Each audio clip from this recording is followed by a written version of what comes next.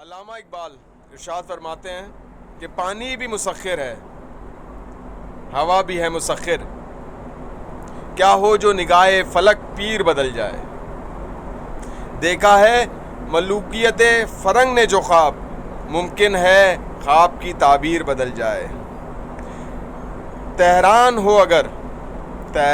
ہو اگر عالم مشرق کا جنیوا، شاہد کرۂ ارض کی تقدیر بدل جائے۔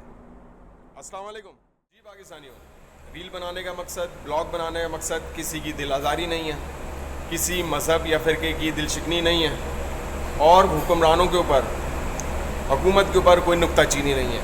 لیکن جو بات کرنے والی ہے وہ کرنی ضروری ہے کہ آپ دنیا کے اندر جتنی بھی خرابیاں دیکھتے ہیں اس کی ڈائریکٹلی بیسک وجہ حکومتیں ہیں۔ ہم امریکہ اور ایران کی جنگ دیکھ رہے ہیں جس کے اندر ایران کا نقصان ہوا ہے بہت، اور امریکہ کی بھی کمر ٹوٹ گئی ہے۔ ایران کے حالات بہت زیادہ خراب ہیں، ادھر کے لوگ مہنگائی کا شکار ہیں اور بہت مسئلے کے اندر، پرابلم کے اندر زندگی بسر کر رہے ہیں، لیکن ایک بہترین نیشن کے طور پر اس دنیا کے سامنے نظر آئے ہیں۔ جبکہ امریکہ جن کی کمر ٹوٹ گئی ہے، جو پیچھے ہٹنا چاہ رہی ہے، وہ اقتصادی طور پر اور اخلاقی طور پر پوری دنیا میں بدنام ہو چکی ہے۔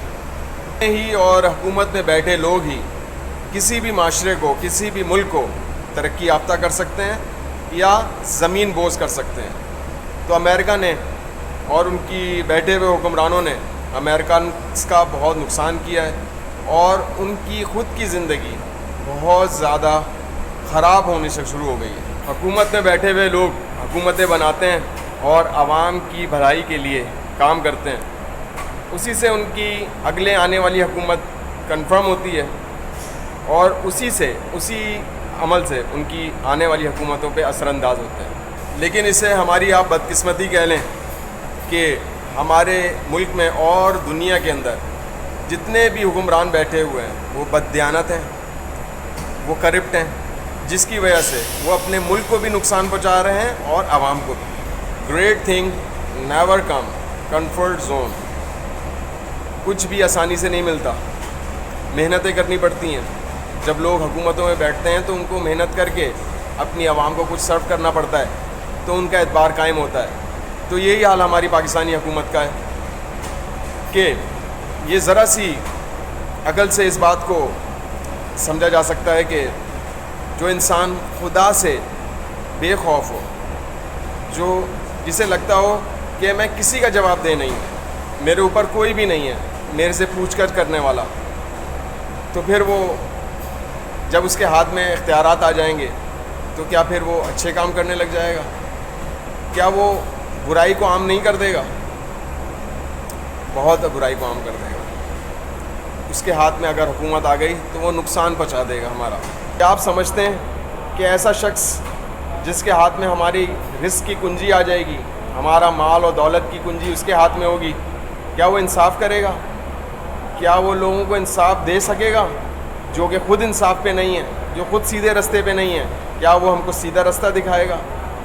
یہ جو عوام ہوتی ہے نا، حکمران کے سامنے ایسے ہوتی ہے جیسے اس کی اپنی اولاد۔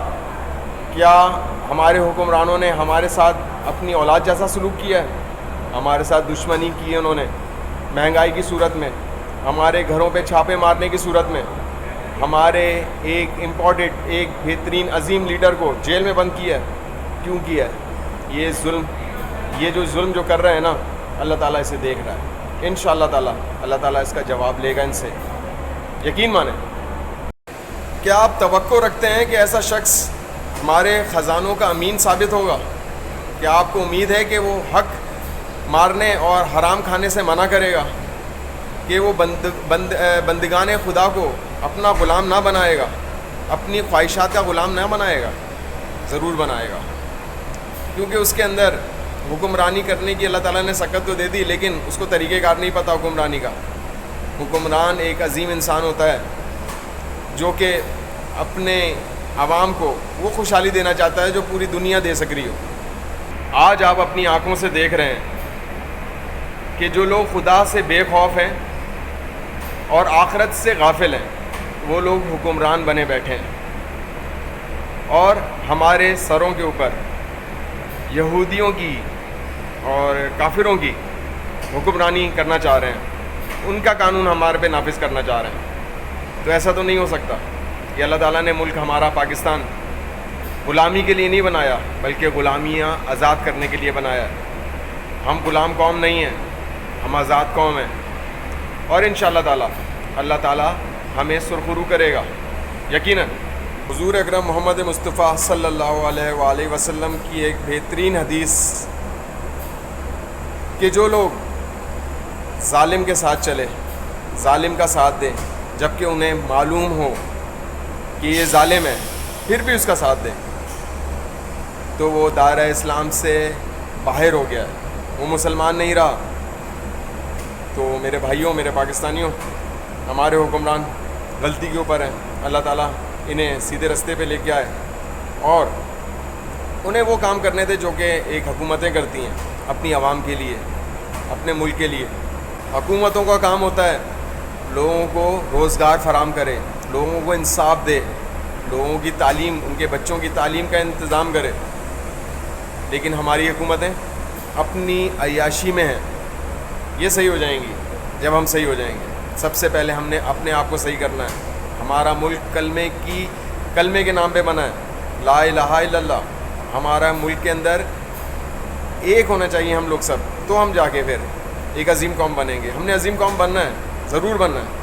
آپ دنیا کے اندر جتنی بھی قومیں ایک عظیم قوم بنتے ہوئے دیکھتے ہیں، وہ انصاف کی وجہ سے بنی ہیں، وہ قانون کی وجہ سے بنی ہیں. لوگ قانون پہ چلتے ہیں، انصاف انہیں ملتا ہے، ان کے بچے تعلیمی یافتہ ہوتے ہیں، وہ پوری دنیا میں ان کا نام ہوتا ہے. وجہ صرف ہماری اپنی کمی ہے. ہم اپنے دلوں میں اللہ کو لے آئیں، ایک نام کے نیچے ہم سب اکٹھے ہو جائیں تو یقیناً ہم دنیا کی عظیم قوم بن کر کے اٹھیں گے. اور ایک دن ہم نے بننا ہی بننا ہے. کوئی بھی طاقت ہمیں نہیں روک سکتی، کیونکہ سب سے بڑی طاقت اللہ ہمارے ساتھ ہے. السلام علیکم.